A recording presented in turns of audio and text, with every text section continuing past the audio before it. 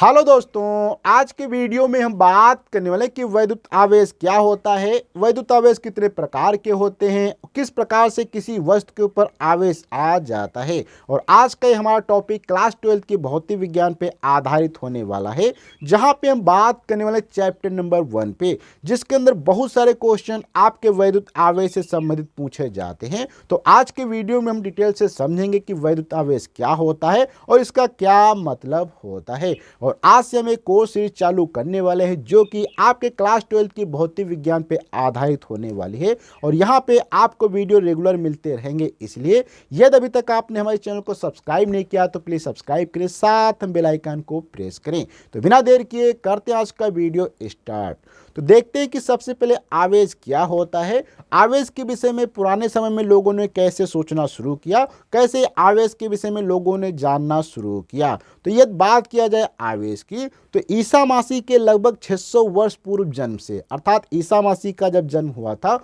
उससे लगभग 600 वर्ष पूर्व एक महान व्यक्ति थे जिनका नाम था थेल्स। थेल्स ने किया क्या, जब एक अंबर की उन्होंने एक रॉड ली। इसको हम यहाँ पे थोड़ा सा एक्सपेरिमेंट से समझते हैं। जैसे कि मान लो आपके पास यहाँ पे एक अंबर की रॉड है, तो थेल्स जो कि एक महान व्यक्ति थे या वैज्ञानिक थे, उन्होंने एक अंबर की रॉड को लिया और इस अंबर की रॉड को उन्होंने क्या किया, आबनूस से या बिल्ली की खाल से या किसी चीज़ से इन्होंने क्या किया, इसको आपस में रगड़ दिया। रगड़ने के बाद देखा कि जब इसके पास में कोई छोटे छोटे टुकड़े लाए जाते हैं, जैसे कि कागज़ के, सपोज को यहाँ पे हम क्या करते हैं, छोटे छोटे टुकड़ों को इस प्रकार से ले आते हैं। तो यहाँ पे जब आप छोटे छोटे कागज़ के टुकड़ों को आपस में लाएंगे तो देखेंगे टुकड़े क्या होते हैं, इस रॉड की तरफ, जो हमारी यहाँ पे ये रॉड है यहाँ पे अंबर की, इसके तरफ यहाँ पे क्या है, ये टुकड़े जो होते हैं इसमें स्टिक होना अर्थात चिपकना स्टार्ट कर देते हैं। तो इस प्रकार से देखा गया, जब यहाँ पे अंबर की रॉड को या छड़ को बिल्ली की खाल से रगड़ा जाता है या रेशम से रगड़ा जाता है, तो यहाँ पे छोटे छोटे वस्तुओं को अपनी तरफ आकर्षित करने की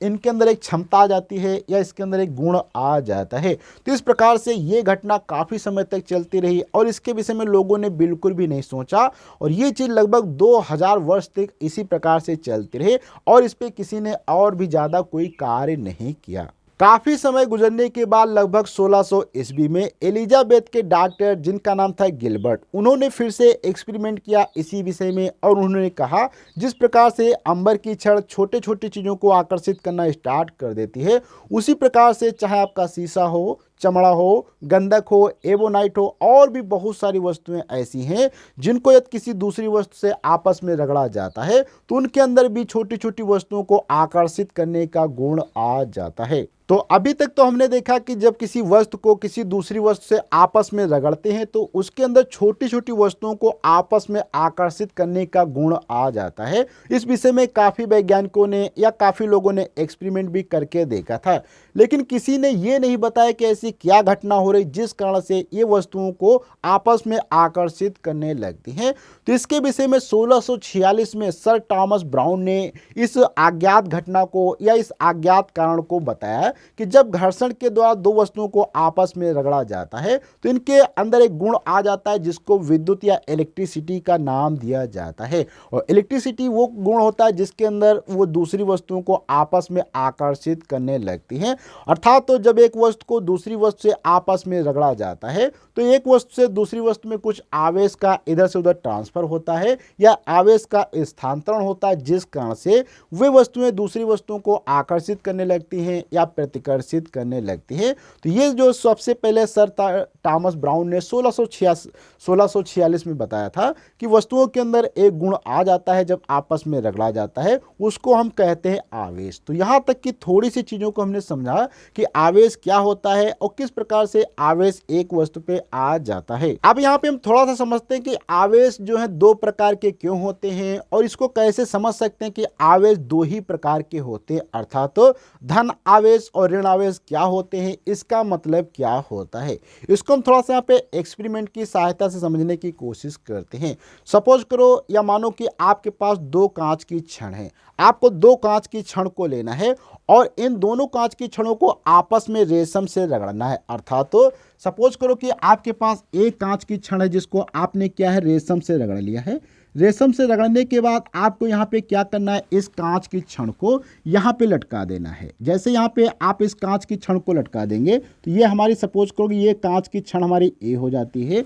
इसी प्रकार से आपको क्या करना, सेम प्रोसेस करना है। यहाँ पे आपको एक दूसरी कांच की छड़ ले लेना है, उसको भी जो है यहाँ पे आपको रेशम से रगड़ने के बाद इस प्रकार से यहाँ पे लटका देना है। तो यहाँ पे मैंने क्या, ये थोड़ा सा यहाँ पे छत है या कुछ भी ऐसा है, वहाँ से मैंने क्या इसको पतले धागे से बांध के यहाँ पे लटका दिया है। अब यहाँ पे आप देखेंगे कि ये जो हमारी कांच की छड़ है ए, और इसका हमने यहाँ पे नाम दे दिया है बी। अब ये कांच की छड़ ए और बी दोनों को ही हमने क्या क्या रेशम से रगड़ा है आपस में और यहाँ पे लटका दिया है। तो आप देखेंगे यहाँ पे ये जो कांच की छड़ है इनके बीच में और इनके बीच में एक प्रकार से प्रतिकर्षण बल, अर्थात ये एक दूसरे से दूर जाने की कोशिश करेंगे, इसलिए इनके अंदर क्या है, एक प्रकार से प्रतिकर्षण बल यहाँ पे लगने लगता है। अब यहाँ पे हम थोड़ा सा एक और एक्सपेरिमेंट करके देखते हैं, जहाँ पे यदि हम क्या करते हैं, आबनूस या एबोनाइट की छड़ को यदि हम बिल्ली की खाल से रगड़ें, अर्थात यहाँ पे आबनूस की छड़ को लेते हैं। तो यहाँ पे इस बार मैं क्या करता हूँ, फिर से यहाँ पे आबनूस की छड़ ले लेते हैं और यहाँ पे सेम आपको क्या करना है, बिल्ली की खाल से या उससे रगड़ना है। तो यहाँ पे हम क्या करते हैं, मान लो यहाँ पे हमने एक ये आबनूस या एबोनाइट की छड़ ले लिया, दूसरी यहाँ पे हमने फिर से एक एबोनेट की छड़ ले लिया और इनको यहाँ पे हमने क्या किया है, लटका दिया है। और ये लटकाया मैंने किससे रगड़ के है, यहाँ पे तो आपको बिल्ली की खाल से रगड़ के लटकाना है। तो यहाँ पे आप देखेंगे जब इन दोनों को फिर से लटकाया जाता है आपस में, तो यहाँ पे फिर से क्या होता है, इनके बीच में एक प्रकार से प्रतिकर्षण बल लगता है। अर्थात ये दोनों जो यहाँ पे क्षण है, ये क्षण मान लेते हैं हमारी क्या हो जाएगी, मान लो सी है और ये डी है, तो ये एक दूसरे से जाना क्या करती हैं, दूर होना स्टार्ट कर देती हैं। अर्थात यहाँ पे फिर से आप देखेंगे एक प्रकार से इनके बीच में प्रतिकर्षण बल यहाँ पे लगने लगा है। अब यहाँ पे हम थोड़ा सा फिर से एक नया एक्सपेरिमेंट करने की कोशिश करते हैं, जैसे कि यहाँ पे हमने पहले क्या किया था, कांच की छड़ को हमने यहाँ पे लिया था रेशम से रगड़ के और यहाँ पे लटकाया, तो इनके बीच में प्रतिकर्षण बल लग रहा था। इसी प्रकार से यहाँ पे एबोनाइट या आबनूस की छड़ को लिया, इनको भी यहाँ पे जो हमने बिल्ली की खाल से रगड़ के लटकाया, तो यहाँ पर भी आपने देखा प्रतिकर्षण बल लग रहा था। अब यहाँ पे हम करते हैं क्या, फिर से एक नया एक्सपेरिमेंट करते हैं और इस नए एक्सपेरिमेंट में हम क्या करते हैं, इस बार हम कांच की छड़ को लेते हैं और कांच की छड़ को यहाँ पे हम क्या करते हैं, यहाँ पे जो आबनूस से या रेशम से यहाँ पे रगड़ के कांच की छड़ को यहाँ पे लटका देते हैं। ठीक, ये हमारी कांच की छड़ हमारी ए हो जाएगी। इसी प्रकार से अब हम दूसरी छड़ लेते हैं, यहाँ पे हम क्या करने वाले हैं, जो हमारे एबोनाइट की छड़ है, इसको यहाँ पे इसी प्रकार से यहाँ पे लटका देते हैं और इसको हमने क्या है, बिल्ली की खाल से रगड़ दिया है, इसका नाम यहाँ पे हम सी दे देते हैं। अब यहाँ पे आप देखेंगे जब ये दोनों क्षण क्या है, अलग अलग क्षण हैं, इन दोनों को अलग अलग हम रगड़ के पास में लाते हैं, तो यहाँ पे क्या होता है, इनके बीच में देखा है कि ये दोनों क्या करती हैं, एक दूसरे को आकर्षित करने की कोशिश करती हैं। अर्थात इनके बीच में एक प्रकार से आकर्षण बल कार्य करने लगता है। तो यहाँ पे आप देख सकते हैं कि आपके पास यहाँ पे 3 कंडीशन बनी है। पहली कंडीशन ये थी जहाँ पे दोनों वस्तुएं क्या है, एक दूसरे को प्रतिकर्षित करती हैं। फिर दूसरी कंडीशन बनाई जहाँ पर भी आप देखेंगे एक दूसरे को दोनों क्षणें क्या प्रतिकर्षित करती हैं। लेकिन यहाँ पे तीसरी कंडीशन आपने देखा कि यहाँ पे दोनों वस्तुएं क्या करती हैं, एक दूसरे को आकर्षित करती हैं। अर्थात यहाँ पे प्रतिकर्षण के लिए 2 कंडीशन हो सकती हैं, लेकिन आकर्षण के लिए केवल एक कंडीशन यहाँ पे आपको देखने को मिलती है। इस पर भी हम डिटेल से बात करेंगे नेक्स्ट वीडियो में, जब हम देखेंगे प्लस का आवेश माइनस का आवेश कैसे एक दूसरे को आकर्षित करते हैं, कैसे प्रतिकर्षित करते हैं। लेकिन यहाँ पे अभी हम इसका हिस्टोरिकल बैकग्राउंड देख रहे हैं, इसलिए यहाँ पे आप समझ सकते हैं कि ये हमने एक्सपेरिमेंट करके देखा है। तो यहाँ पे आप देखेंगे कि ये दोनों क्षण क्या एक दूसरे से दूर जाती है, अर्थात प्रतिकर्षण बल लगता है। ये दोनों क्षण एक दूसरे से दूर जाती है, यहाँ पर भी प्रतिकर्षण बल लगता है। लेकिन ये दोनों क्षण एक दूसरे के पास में आती है, अर्थात यहाँ पे आकर्षण बल लगता है। तो यहाँ पे आपने देखा कि यहाँ पे दोनों क्षणों पे अलग अलग कुछ ऐसा कुछ हो रहा होगा, जिस कारण से यहाँ पे प्रतिकर्षण, यहाँ पे प्रतिकर्षण, लेकिन यहाँ पे आकर्षण बल कार्य करता है। तो यहाँ पर ये काफी घटना काफी समय से हो रही थी, लेकिन 1750 ईस्वी में जो है बेंजामिन फ्रैंकलिन जो थे वैज्ञानिक, उन्होंने बताया कि यहाँ पे कुछ ऐसा हो रहा है कि एक क्षण पे प्लस का आवेश आ रहा है और दूसरे क्षण पे एक ऋणात्मक आवेश हो रहा है, जिस कारण से यहाँ पे क्या है, इनके बीच में आकर्षण और प्रतिकर्षण होता है। अर्थात उन्होंने बताया कि 2 ही प्रकार के आवेश हो सकते हैं, एक सपोज करो प्लस का आवेश है तो दूसरा क्या होगा, एक माइनस का आवेश हो जाएगा। अब यहाँ पे प्लस प्लस के जब 2 आवेश आते हैं समान, तो उनके बीच में क्या होता है, हमेशा यहाँ पे आप देखेंगे प्रतिकर्षण बल लगेगा,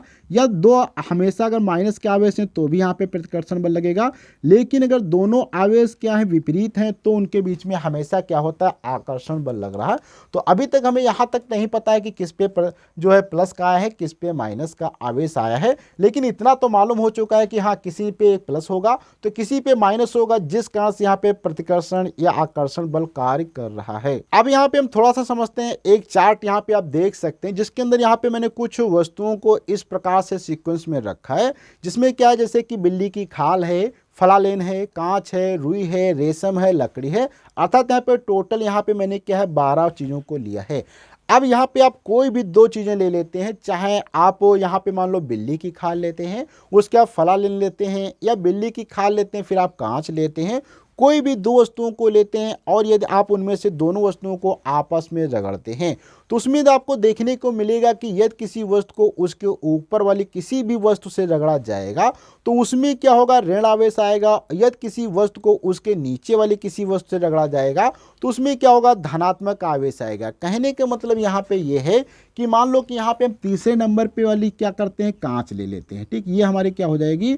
यहाँ पे कांच हो जाएगी। इसके बाद यहाँ पे आप देख सकते हैं कि मान लो 5वें नंबर पे यहाँ पे रेशम है, ये क्या हो जाएगी, यहाँ पे हमारी रेशम हो जाएगी, ठीक। अब यहाँ पे आप इन दोनों वस्तुओं को रगड़ेंगे तो ये वस्तु है ऊपर वाली, तो इसमें क्या है प्लस आएगा, और ये नीचे वाली वस्तु ऊपर से रगड़ी जाएगी इसलिए इसमें क्या आएगा, माइनस आएगा। अर्थात ऊपर जो भी वस्तुएं होंगी उसमें हमेशा धनात्मक आएगा, नीचे वाली वस्तु में हमेशा क्या है, ऋणात्मक आएगा। वहीं पे अगर मैं इसी को यहाँ पे मान लो 7 नंबर पे कर देते हैं, 7 नंबर पे जैसे कि आप कोई भी धातुएं ले लेते हैं, यहाँ पे हम क्या करते हैं, सपोज करो कोई धातु ले लेंगे। अब यहाँ पे अगर आप धातु के साथ में रेशम को रगड़ेंगे तो इस कंडीशन में यहाँ पे आप प्लस आएगा और इस कंडीशन में माइनस आएगा। तो ये नहीं कहा जा सकता कि किस समय प्लस आएगा किस समय माइनस आएगा, तो ये निर्भर करेगा कि कौन सी वस्तु किसके साथ में रगड़ी जाती है। जैसे कि यहाँ पे आप समझ सकते हैं कि कांच जब था, यदि हम यहाँ पे कांच को क्या करते हैं, रुई के साथ में रगड़ते हैं या रेशम के साथ में, किसी के साथ में नीचे वाले से रगड़ेंगे तो कांच पे हमेशा प्लस का आएगा। वहीं पे यदि हम कांच को अगर बिल्ली की खाल से रगड़ दें या फलालेन अर्थात एवोनेट से रगड़ देंगे तो क्या होगा, कांच पे यहाँ पे जो है ऋणात्मक आ जाएगा और उसके ऊपर प्लस आ जाएगा। तो ये दोनों वस्तुओं के ऊपर निर्भर करता है कि किस वस्तु से किस में इलेक्ट्रॉन जाएंगे, जिस कारण से वहाँ पे क्या प्लस या माइनस आएगा। तो यहाँ तक तो हमने समझ लिया कि एक वस्तु को दूसरे वस्तु से जब भी रगड़ा जाता है तो एक पे प्लस का आवेश आएगा तो दूसरे पे माइनस का आएगा। और यहाँ पे ध्यान देने वाली ये चीज़ है कि हमेशा जितना आवेश प्लस का आएगा उतना ही माइनस का आएगा, अर्थात हमेशा ये दोनों चीज़ें बराबर रहती हैं। तो आज के वीडियो हमने थोड़ा सा इंट्रोडक्शन पे बात किया कि आवेश क्या होता है और कैसे लोगों ने पुराने समय में आवेश के विषय में सोचना शुरू किया कि कैसे दो वस्तुएं एक दूसरे को आकर्षित कर सकती हैं या प्रतिकर्षित कर सकती हैं। लेकिन जब हम अगले वीडियो मिलेंगे तो आपको डिटेल से दिखाएंगे कि किस प्रकार से आप आवेश को बहुत ही अच्छे से समझ सकते हैं और आवेश की क्या संकल्पना होती है और इसका क्या परमाणु सिद्धांत होता है, कैसे एक परमाणु दूसरे परमाणु के साथ में आने पे कैसे इलेक्ट्रॉन को त्याग करता है या ग्रहण करता है,